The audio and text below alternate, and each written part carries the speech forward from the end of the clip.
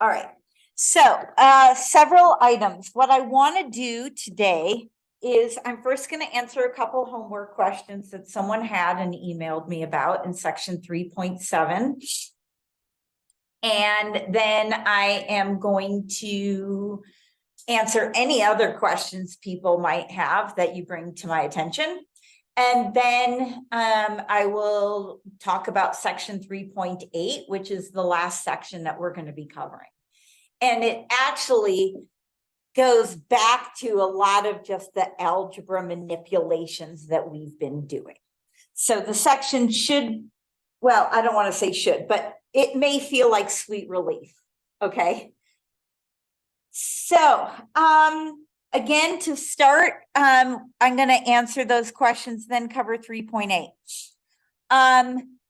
Then what I'm going to do is I'm going to talk to you about how I determine grades. If I don't have time to do that today, I'll do it on Friday.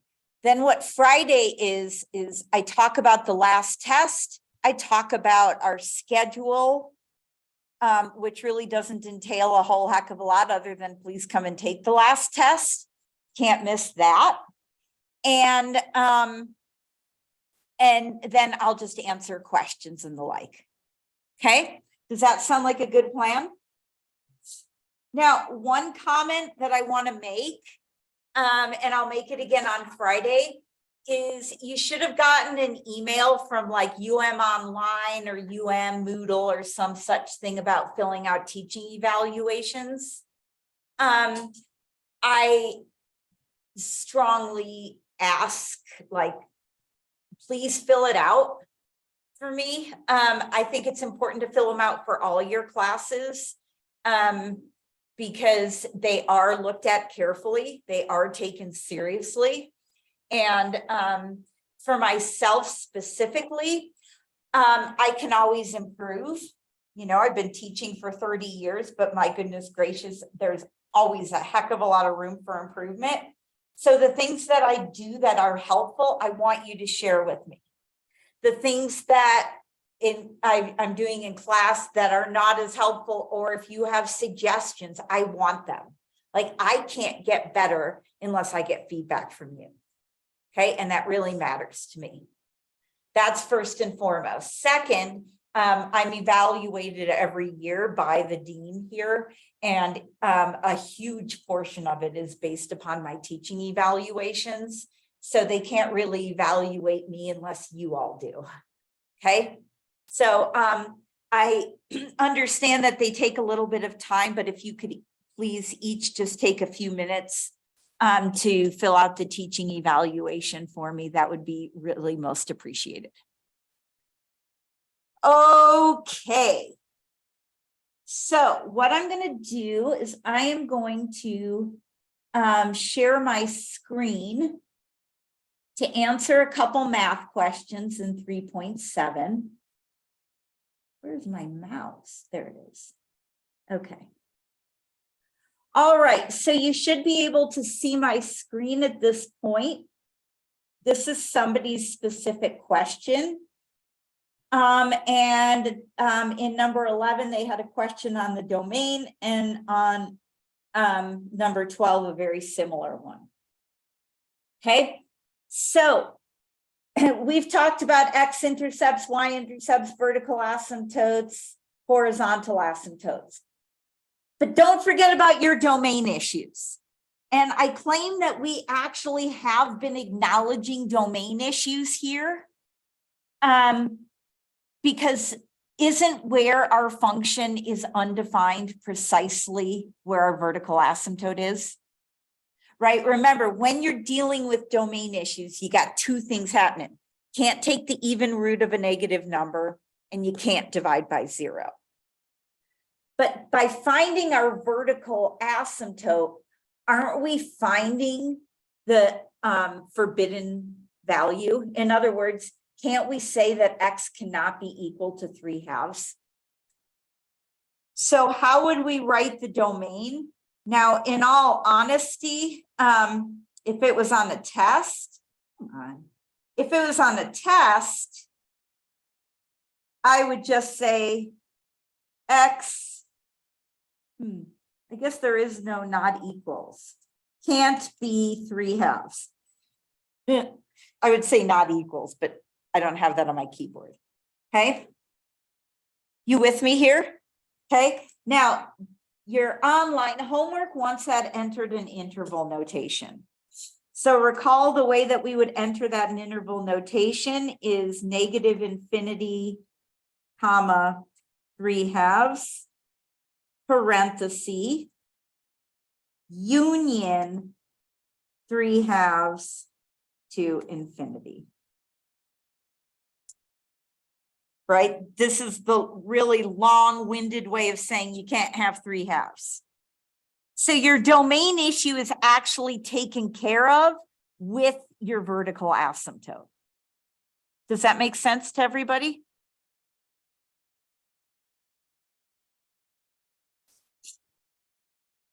Okay. Use a capital U.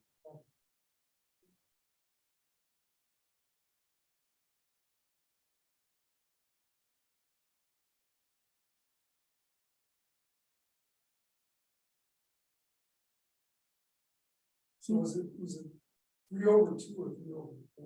It was 3/2, whatever your vertical asymptote is.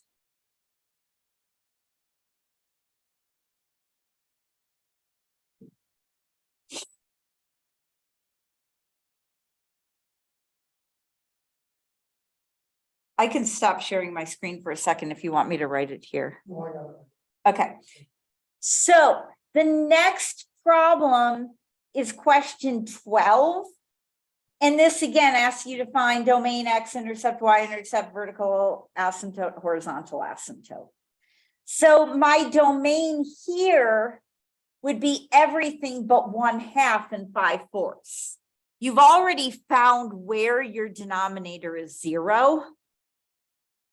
So the way that you would write this guy in interval notation, do you see how the domain is the same thing as vertical asymptotes? So the way that you would do this guy is you would go negative infinity to 1/2 union 1/2 to 5/4 union 5/4 to infinity.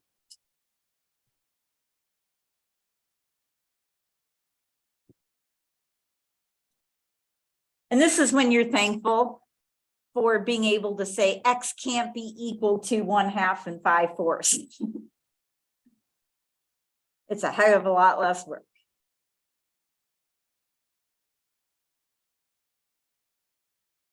I'm going to copy this down.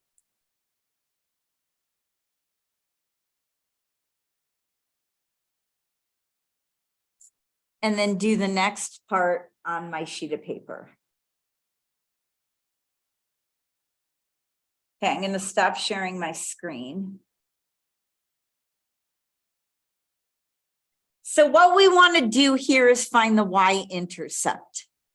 How do you find your y-intercept?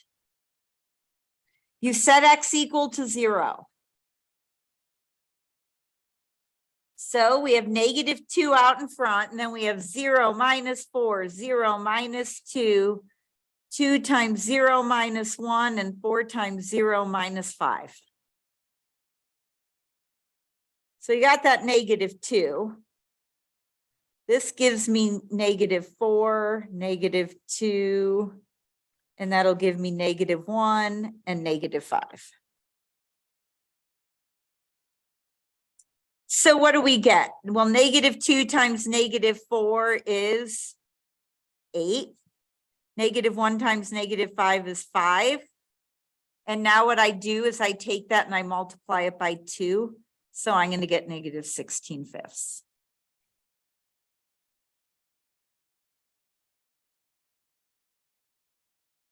Does that make sense?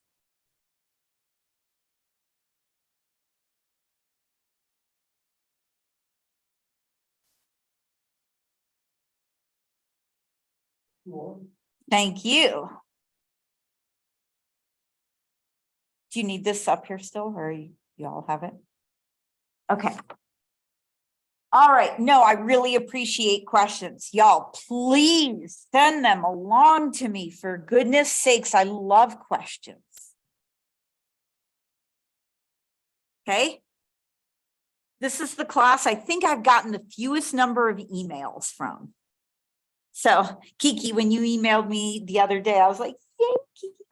No, I'm serious. I get excited when, okay. I don't normally love emails, but like, I love hearing from my students, I'll say. All right. So what I want to do now is finish up the material for the semester, because I want Friday to be a day that I can talk to you about the last test and that I can really just spend the time answering any and all questions. Okay. If while you're studying, you have questions as they arise, email me, my friends. Seriously, I'm happy to like join in the little Zoom meeting with you. I'm happy to, you know, answer it if I can, typing it out, etc. Okay. But we've got this one more section to cover. And I will be sending the class an email tomorrow. Again, just with all the final due dates and with all of like my request of please fill out the teaching evaluation when your last test is, blah, blah, blah. Okay.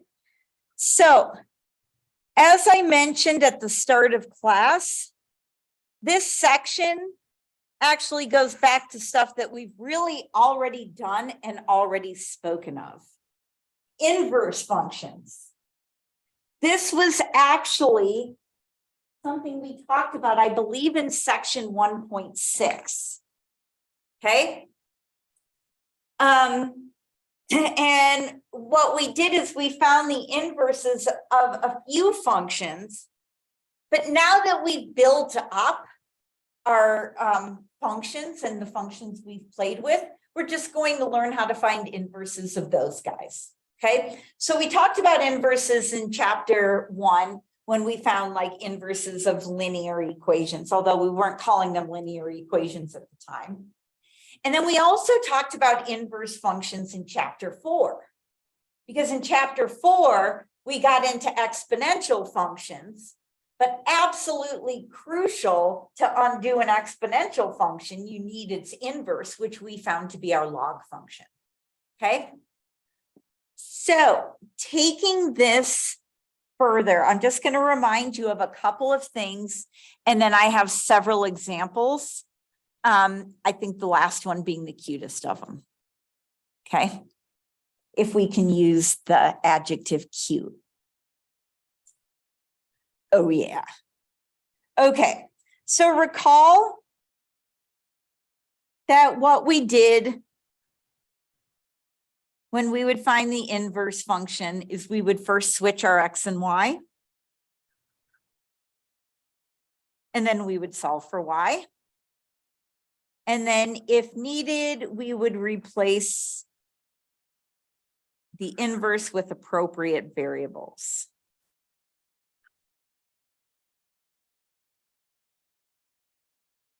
You may or may not recall, we had an online homework problem way back in chapter 1, where you would like, you had a function that converted US dress sizes to European dress sizes, and then the inverse would take you the other way. I also put that one on your test. But I remember a lot of people got marked wrong because at the end they wanted it written as like F inverse of D, and everyone just left X. So when I say replace with appropriate variables, that's what I mean. Like pay attention to the MyOpenMath variable. Okay. All right. Now, something we noted is that being one-to-one is crucial. Okay. We had our function y equals x squared, who is not one-to-one. Okay. Remember, it didn't pass my horizontal line test. Okay. Specifically, if I just want to take two ordered pairs, 2, 4 and negative 2, 4 both live on this. Okay. And the reason why, in order to have a function be 1-to-1 to talk about the inverse, is recall if your function takes 2 to 4, what does your inverse do? It takes 4 right back to 2. You get back to where you started. But here my function also takes -2 to 4, which would imply then that my inverse takes 4 to -2. But this right here makes it so that your inverse can't be a function, right? Because each input can only go to one output. Okay, so recall the 1-to-oneness was absolutely crucial, because if your function's not 1-to-1, your inverse is not a function.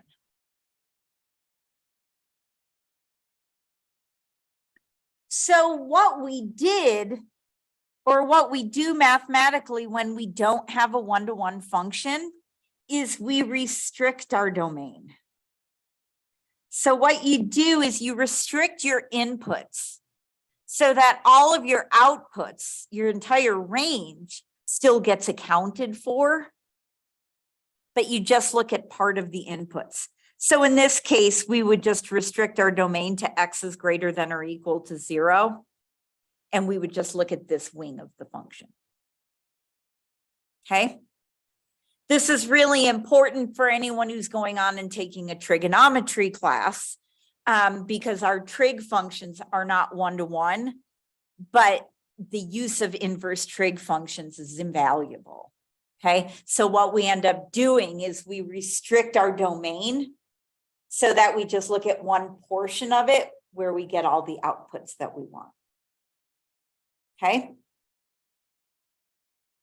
All right, so this is kind of our background scoop. I'm going to start out with an example, and we did an example kind of similar to this way back when, but you know, it's been a while, so let's practice.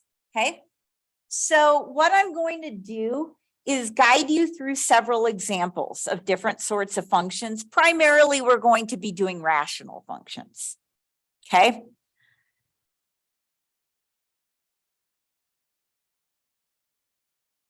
So what we want to do is find the inverse of, and my first example is going to be, how about 3x cubed plus 1?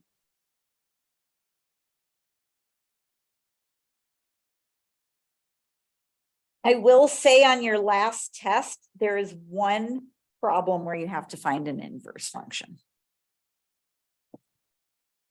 from this section.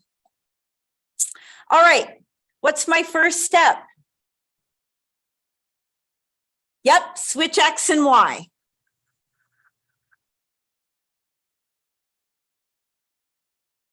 Now my next step is to get y all by its lonesome. What would be my first step to get y alone here? Subtract 1 from both sides. What's my next step? Next step would be divide both sides by 3. So then I have x minus 1 over 3 is y cubed. But I don't want y cubed, I want y. How do you get rid of cubing?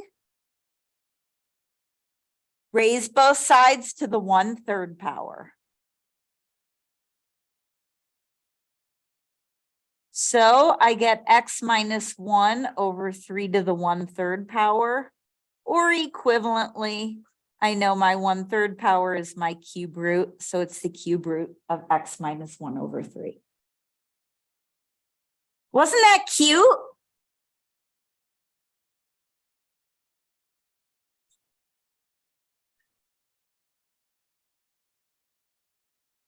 As Kiki falls over in her chair. All right, you cool there? That was our warm up. Now what we're just going to do, I have 1, 2, 3, 4 examples that I want to go through. Okay, this is fun. See, I'm telling you what to think. Okay, Let's find the inverse now of a rational guy.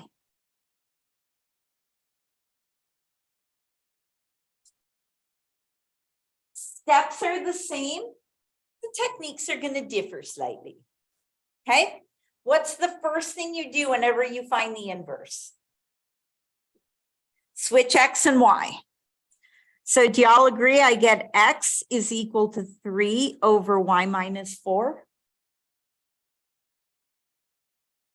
All right.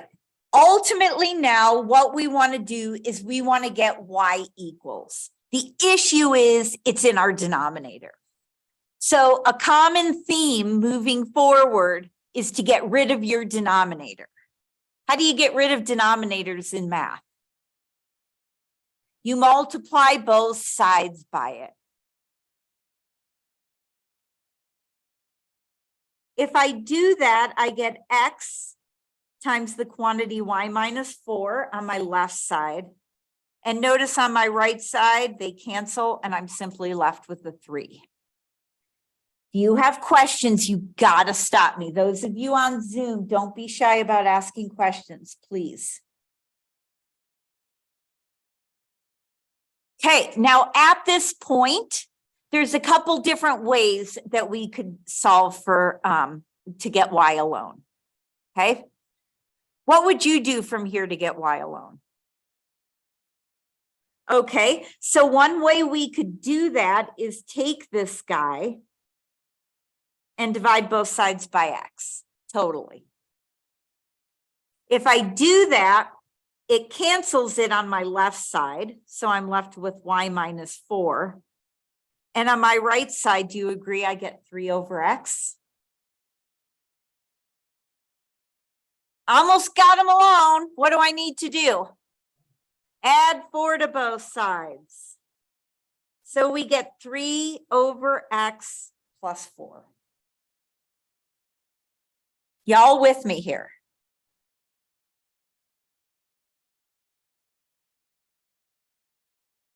I want to show you another way you can do this. Not to confuse you, but because you're going to need to know. Okay. In this sort of example, where you have a constant in your numerator, no variable, and your variable in your denominator, this is a totally legit way. And it works very well. Okay. Another way that we could solve this, so we're starting here, is we could distribute. Okay, couldn't we? What do we get when we distribute here? XY minus 4X equals 3. Can I solve for Y? Totally. Right? Here's my term with Y. So the first thing I need to do is move this guy over. How do I move it over? You add 4X to both sides. So we're going to have XY is 4X plus 3. And what's my next step? Divide both sides by X. So that gives us Y equals 4X plus 3 over X. Are there questions on this technique? The answers sure don't look the same, but I claim they sure are the same. Okay. If you started with this and wanted to know how it's equivalent to that, you could say, well, that's just 4X over X plus 3 over X. And those cancel. And so don't you have 4 plus 3 over X? Alternatively, if you started with this guy and wanted to make it look like this one, you would say, okay, I've got 3 over X plus 4. Don't we need a common denominator? So my common denominator would be X. So I'd multiply and divide by X over X. And doesn't that give you 3 plus 4X over X? So they're the same thing. Okay. Now you might ask, why are you showing us that alternative? Because when you're in a situation where you have a variable in your numerator and a variable in your denominator, you're going to need to distribute at that stage.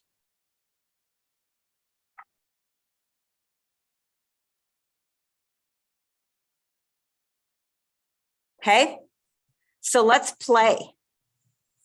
What's my first step here? Switch X and Y. So I have X is Y plus 3 over Y plus 7. What's the yucky looking thing here? Isn't it the fact that we've got a fraction? Okay, you can't cancel anything here because you're adding. As tempting as it may be. So let's get rid of our denominator. Okay, we're going to multiply both sides by it, as we did in our previous example. So I have X times the quantity Y plus 7 is equal to Y plus 3. Any questions this far? Now, if we were to divide by X, yeah, it would clean this Y from that X, but then you're tangling this Y with the X. Okay, so at this point, you need to distribute. Okay. If I distribute, I have XY plus 7X is equal to Y plus 3. You with me there?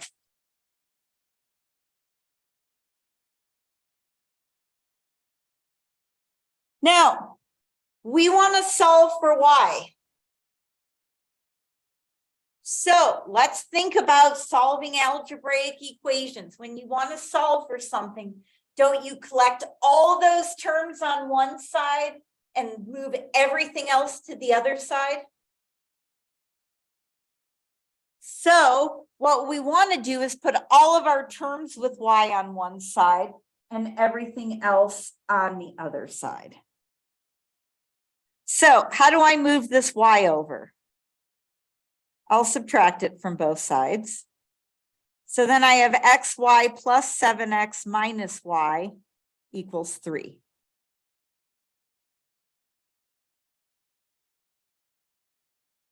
I got to move something else. Who doesn't belong over here? 7X does not belong because there's no Y there. So we'll subtract 7X from both sides. And honestly, I would do that in one step, but you can take 2 steps. So we're left with XY minus Y on our left and 3 minus 7X on our right.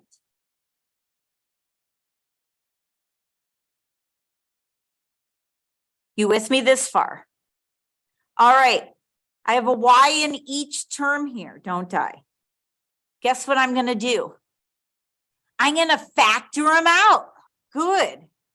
If I factor out a Y over here, what am I left with in my first term? X. And what am I left with in my second term? Minus 1.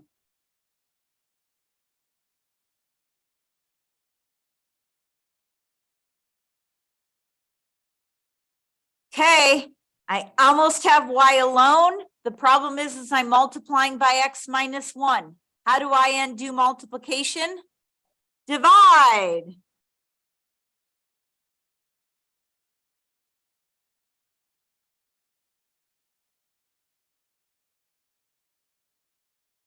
Isn't that cute? Isn't this section kind of a nice little sweet relief after all the intense graphing we've been doing? Or maybe not. Okay. So let's do a couple more examples. The last one is the best because there's 2 ways we can solve it. Let's take this one first. This is as complicated as it's going to look for you.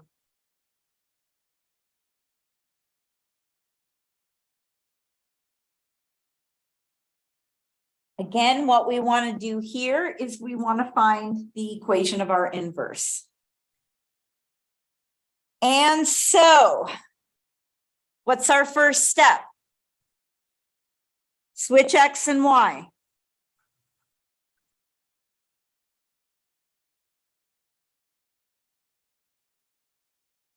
My hope is you're seeing that these steps repeat themselves. What is my next step? Multiply both sides by the denominator.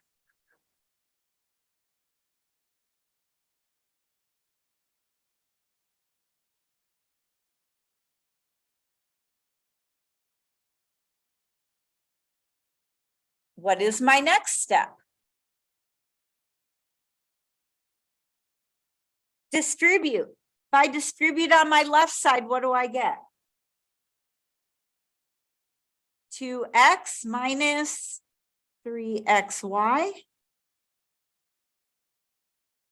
is 5y plus 1.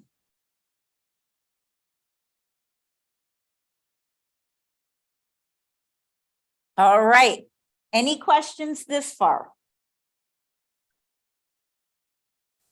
All right, what do I want to do now?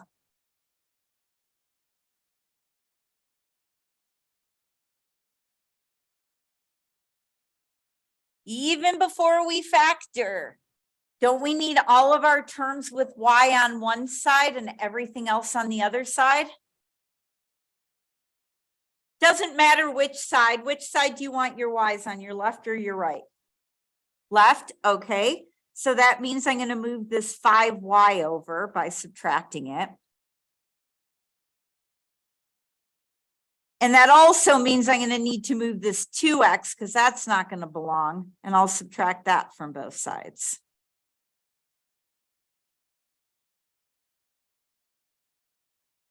Once you've moved each of the terms over, you're going to have this. Are there any questions how we got this far? Right, negative 3xy minus 5y. Then I had the 1, but now I need my 2x doesn't belong with my y's. What do I do now? Factor, pull out a y. If I pull out a y, what am I left with? Negative 3x minus 5. No. And the whole point is isolating y anyway. See, there's an x here, but not over here. And now we would divide both sides by what we're multiplying y by. And there we have it. Yeah? I mean, I might have gotten it wrong, but I put it instead of subtracting the 5y, I subtracted I added the 3xy. Yeah. And then I got like a negative. Right. So that's what I would have done too, because I don't want to deal with negatives. If you moved your terms, if you decided to put your y's on your right side, then you'd move your 1 over here, right? So you'd have 2x minus 1 is 5y plus 3xy. You could still pull out your y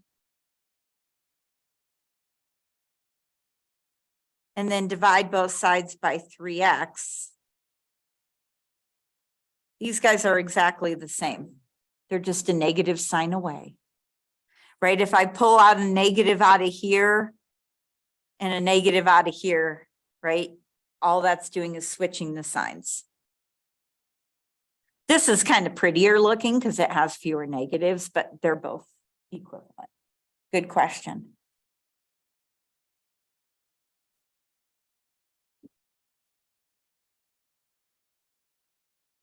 Okay. So here's my last question of the day in here. Suppose I tell you f of x is x plus 5 over x plus 9. What if I wanted you to evaluate F inverse of -3?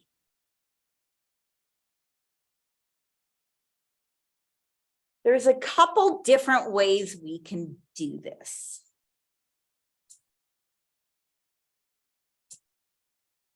But I want to ask you all, how would you do it? Any ideas? Yep, one way to do it. So there's two ways to do this.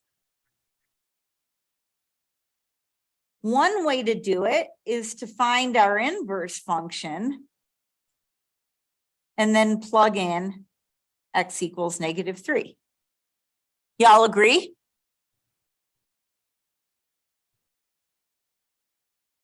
Ah, yes, we'll do that one next. That's beautiful. Okay. So one way that we could do this is to take this function, find its inverse. Can we do that? Yeah, that's what we've been doing.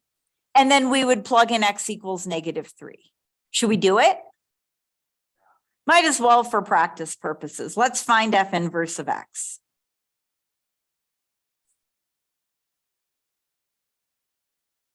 There's my function. What's the first step to find your inverse? Switch x and y.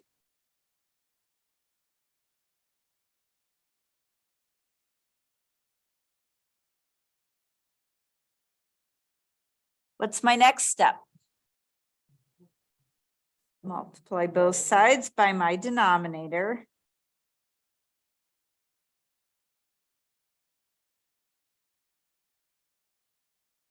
And from here, we would distribute. So we get xy plus 9x is y plus 5. And now what we would do is scoot all of our terms with y to one side and all of our terms without a y to the other side. So I'm going to move this y over and I'm going to move that 9x over. I claim that gives me xy minus y on my left and 5 minus 9x on my right. What's my next step? Factor out our y. If I yank out a y here, what am I left with? X minus 1. And now we divide both sides by x minus 1. So we get y is 5 minus 9x over x minus 1. And that is our inverse function. So let's use that notation. And now we would plug in -3.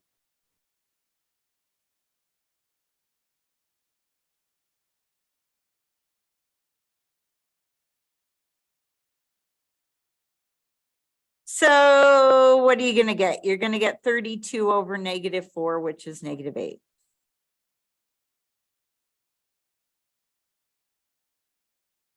That is one way to do it.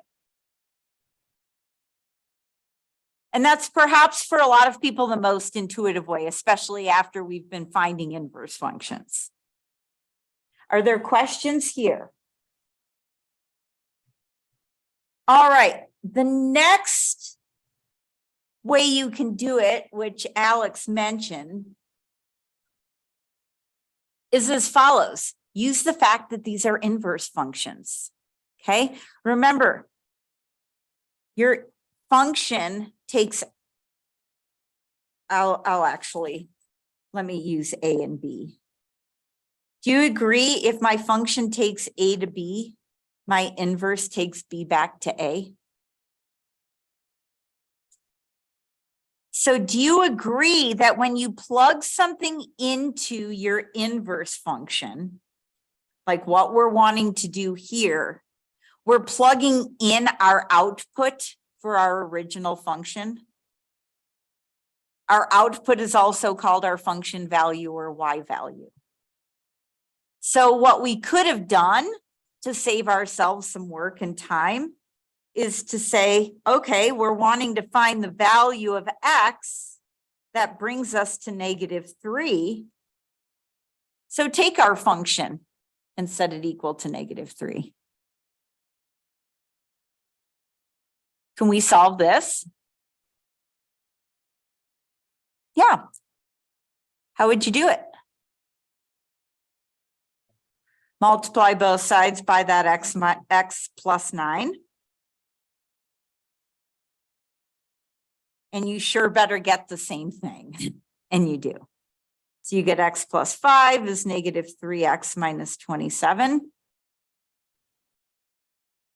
What do you want to do now? Okay, we'll move our x's to our left. We'll add 3x to both sides. 4x plus 5 is -27. Subtract 5 from both sides to get 4x is -32. And lo and behold, of course, you get the same thing.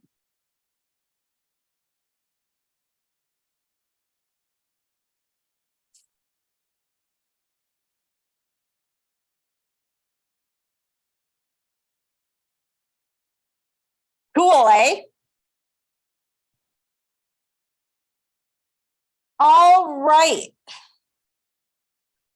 What I want to do now is share my screen with you all. Hold on one second. Hold on.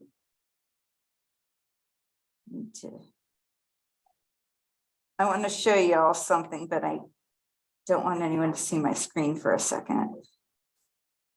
Okay, now I can let you see it again. All right. So I'll share my screen now.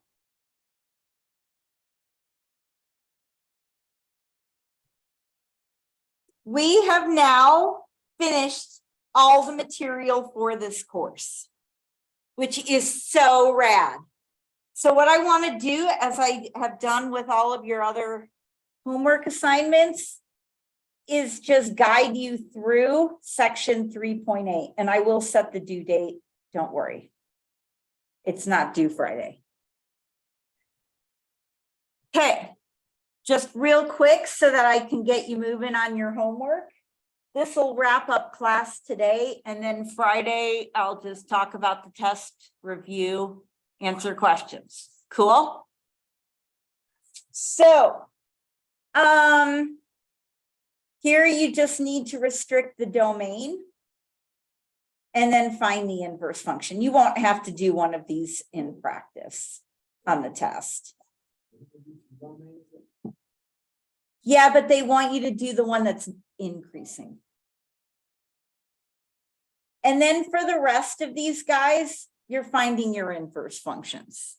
So again, the way to undo square roots is you square. The way to undo cube roots is you cube. The way to undo cubing is cube roots.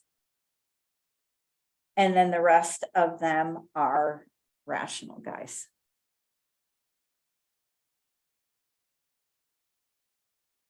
There it is. And then there's some word problems for exponential functions just because you've probably missed them so much. Or not, as the case may be. But that'll be the last homework assignment. So what I'm going to do for that homework assignment, 3.7 is due next Monday. I'm just going to have this due. Oh, shoot. I'm just going to have this due the day of the final. Sound good? Or I can make it due Wednesday, whatever you all want. Yeah, the finals, right? Day of the finals, great. Okay, that works for me too. There we go. How do you feel that we've covered all the material? Also, Cool. I hope so. So please come Friday. I'd love to see y'all. If you can't come live, please come Zoom. Yeah, it's always more exciting when people attend. Cool? All right, have a great day, my friends. Thank you, Finn.